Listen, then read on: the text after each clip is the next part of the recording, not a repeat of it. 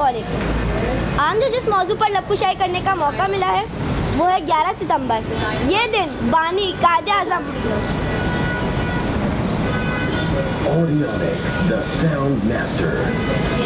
क्योंकि ये दिन हमारे बानी कायदे आज़म मोहम्मद अली जिन्ना का यौम वफ़ात है।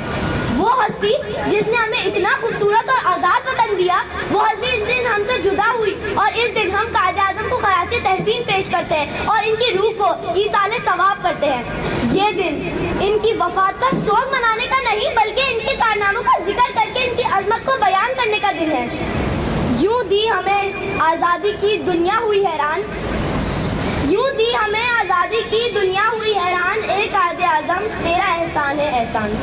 कायदे आज़म के पेशे के लिहाज से एक वकील थे। आपने जो केस लिया वो जीता और जिस काम का बेड़ा उठाया इसे कामयाबी की मंजिल तक पहुंचाया। आपने अपनी मेहनत से अल्लामा इकबाल तक पहुंचाया। आपने अपनी मेहनत से अल्लामा इकबाल के शेर को दुरुस्त साबित किया। अमल से जिंदगी बनती है जन्नत भी जहन्नुम भी, अमल से जिंदगी बनती है जन्नत भी जहन्नुम भी। ये खाकी अपनी फितरत पे न नूरी है न नारी है। आपकी ज़िंदगी हमारी मशल राह है। आपकी कोशिशों का सफ़र 41 साल पर मुश्तमिल था। इसका अंजाम पाकिस्तान की सूरत में पूरी दुनिया ने देखा। हिंदुस्तान के मुसलमानों को आज़ादी दिलाने वाला ये मर्द मोमिन दिन रात शदीद मेहनत की वजह से अपनी सेहत ज़्यादा अरसे तक बहाल ना रख सका और 11 सितंबर को अपने खालिक हकीकी से जा मिला। आज के दिन रूह कायद हमें ये पैगाम देती है कि हम मुत्तहिद रहें। मैं अपनी तकरीर का इख्तिताम इन अशार से करूँगी। ये नफरत भरी है ना पालो इसे, ये नफरत भरी है ना पालो इसे, दिलों में खल से निकालो इसे। ये सिंधी बलोची पंजाबी पठान, ये सिंधी बलोची पंजाबी पठान, ये सबका वतन है, बचा लो इसे। शुक्रिया। Assalamualaikum. My name is Hiba Khan and my speech topic is Muhammad Ali Jinnah and the legacy of 11 September. Muhammad Ali Jinnah, often referred to as Qaid Azam, great leader, hold a prominent place in the history of the Indian subcontinent. As the founder of Pakistan, Jinnah's life, political struggle and vision shaped the destiny of millions of people. The date of 11 September is of great significance as it marks the day of his passing in 1948. This day is solemnly remembered in Pakistan as a day to reflect on his monumental contribution to the creation of a separate homeland for Muslims. मिल्लत का पास बाँ है मोहम्मद अली जिन्ना, मिल्लत का पास बाँ है मोहम्मद अली जिन्ना, मिल्लत हजीज मुजाह है मोहम्मद अली जिन्ना। शुक्रिया। सितंबर का दिन मना रहे हैं और 11 सितंबर जो है वो कौन सा दिन है, कौन बताएगा मुझे? आपको पता है 11 सितंबर को क्या हुआ था, क्यों मनाया जाता है? यस काम।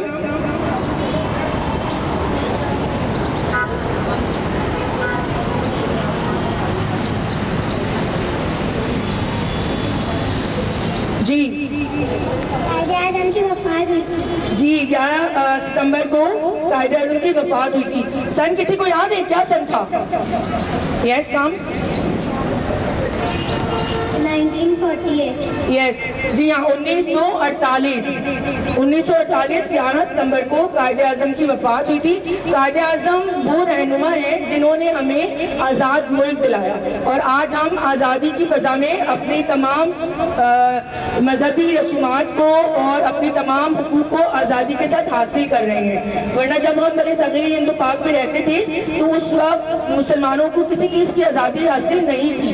हर चीज़ में मुसलमानों को पीछे कर दिया जाता था। हालांकि उस वक्त भी मुसलमान बहुत काबिल और ज़हीन थे, लेकिन उनकी काबिलियत को और जहानत को आगे बढ़ने नहीं दिया जा रहा था, उसके मौके नहीं मिल रहे थे। जब कायदे आज़म ने देखा कि मुसलमानों के साथ नाइंसाफ़ी हो रही है, मुसलमानों की कोई पहचान नहीं है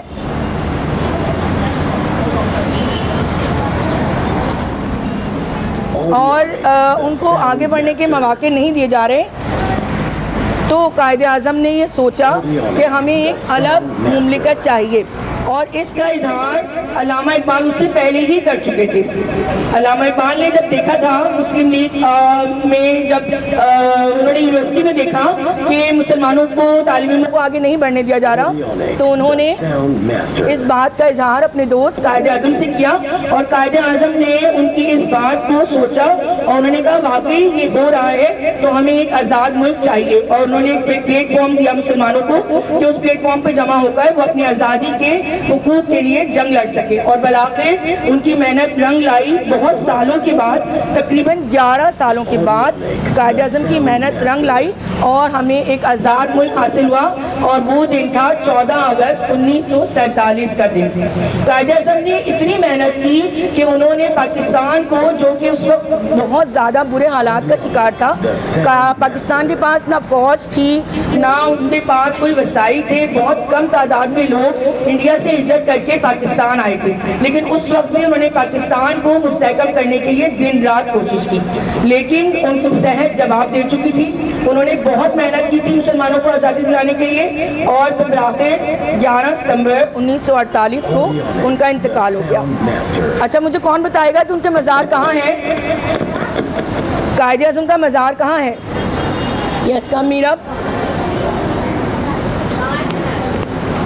कराची में। जी, कौन कौन गया है कायद आज़म के मज़ार पे? देखा है आप लोगों ने? ओके। अच्छा, कायद आज़म के साथ जो उनकी बहन थी, उनका नाम किस किस को पता है? Yes come. फातिमा जिना।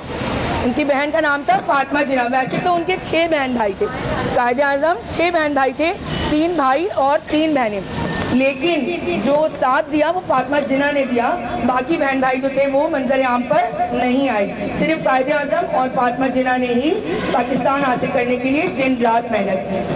कौन बताएगा मुझे पाकिस्तान कायद आज़म के बारे में कुछ और? कोई है स्टूडेंट? कहाँ हिल रही हूँ? यही तो है। यस, कोई आएगा कायद आज़म के बारे में? आयमा। यस नेहा।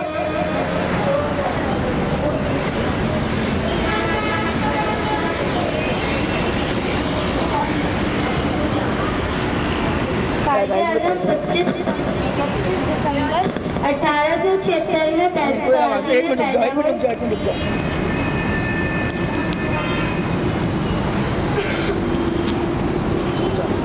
कायद आज़म 25 दिसंबर 1877 में कराची में पैदा हुए। उन्होंने अपनी इब्तिदाई तालीम कराची से हासिल की और उन्होंने 14 अगस्त 1946 को पाकिस्तान को हासिल किया और उनकी वफ़ात 11 सितंबर 1948 को हुई और उनका मज़ार कराची में मौजूद है। Thank you.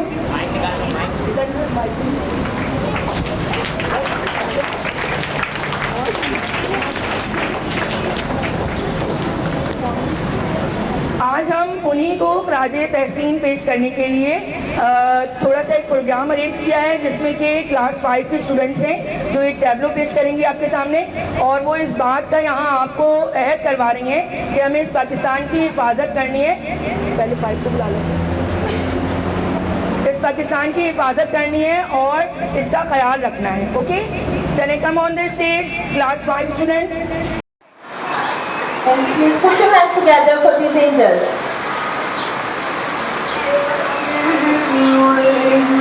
परचम हिलाल के हम लाए हैं तूफान से कश्ती निकाल के, इस मुल्क को रखना मेरे बच्चों संभाल के।